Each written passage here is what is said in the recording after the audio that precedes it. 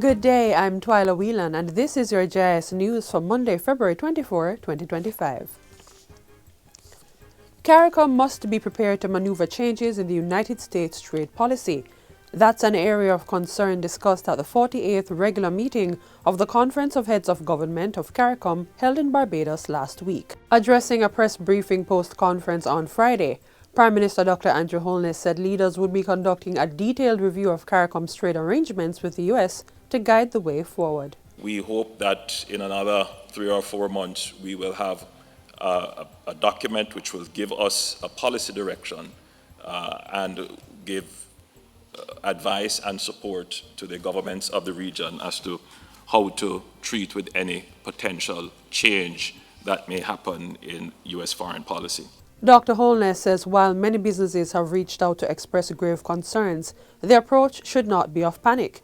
He also asserts that CARICOM governments and businesses should not only look at the potential disruptions to normal trade routines, but also the opportunities that may arise. The region has a well-established office for trade negotiations, and it has worked very well for us, and we are using the incredible resources in that office to study the challenges that could come and to provide us guidance, all the governments in the region, guidance as to how we should structure our trade policy to both mitigate any fallout but take advantage of the opportunities. 535 residents of Grange Pen in Rose Hall, St. James have now received certificates of title for their properties.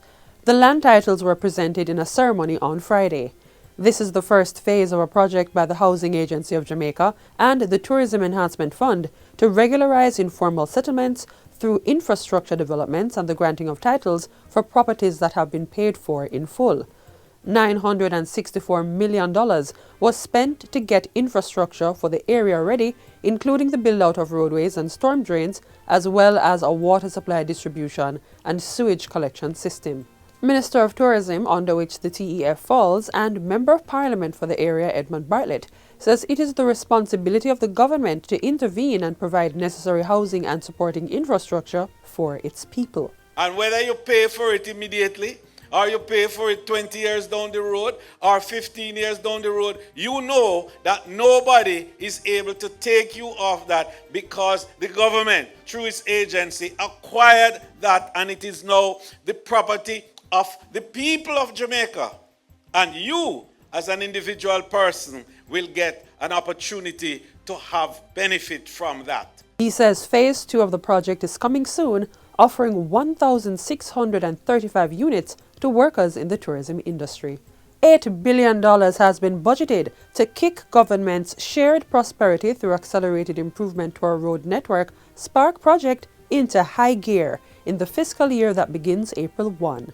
The 3-year project has a total budget of $45 billion, and this year's allocation is expected to bring the civil works to 40% completion. The main contractor is to be mobilized, pipelines and related materials bought, and the procurement of the required parcels of land completed.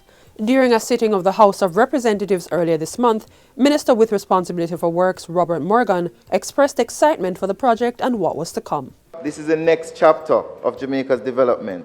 With the Spark program, we are not just fixing roads, we are building pathways of opportunity.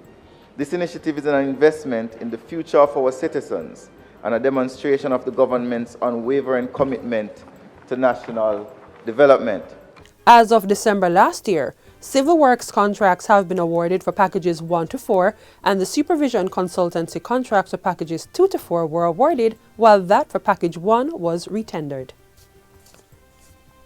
Meanwhile, $100 million is being awarded to complete work on the Troy Bridge in Trelawney in the upcoming fiscal year.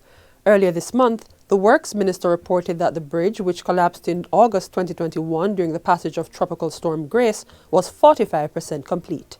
They have already embedded the piles. They are now capping the piles to put on the upper structure of the bridge. While that work continues, a footbridge has been built to facilitate access for residents and other persons who normally use that route.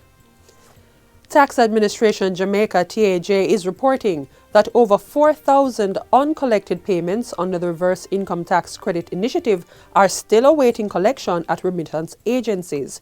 The TAJ is urging all individuals who have not collected their payments to do so by March 7, 2025. After this date, the agency says any uncollected money will be returned to the Consolidated Fund as required by law. Since last October, the government has disbursed $6.9 billion under the Reverse Income Tax Credit Program, with approximately 300,000 individuals benefiting so far. Applications for the initiative are now closed. However, taxpayers can still visit the Reverse Income Tax Credit Hub to track the status of their applications and access relevant information. TAJ is reminding taxpayers to have a valid government-issued identification card and their transaction number on hand when collecting the disbursement. And finally, the Princess Margaret Hospital in St. Thomas has further boosted patient care at the facility by introducing its family care system. Senior Medical Officer Dr. Dwight Whittle says the system seeks to allow discussions with physicians as persons seek information on the health status of their family members. Patients and their families are allowed a sit-down dialogue with their physicians to discuss the patient's progress or lack thereof, as well as the resources that the hospital may or may not have and how to negotiate constraints. Over the past decade, we have strived to make the patient experience better. We take complaints very seriously, and we have taken steps to mitigate against unfavorable events that a patient may experience during their course in the hospitals. Dr. Whittle was speaking at a recent JIS think tank. He says the system is now part of the standard of care for all patients at Princess Margaret Hospital. Family conferences can be initiated by the physician through the Medical Records Department or a family member making a call or visit to the department, which would in turn contact the attending physician to ascertain a time convenient for the parties involved. For the future, we would like to augment this program. We certainly would like to strengthen and allow for patients to be aware of it and to make use of it. And that's it for JIS News Today. I'm Twyla Whelan. Thanks for watching.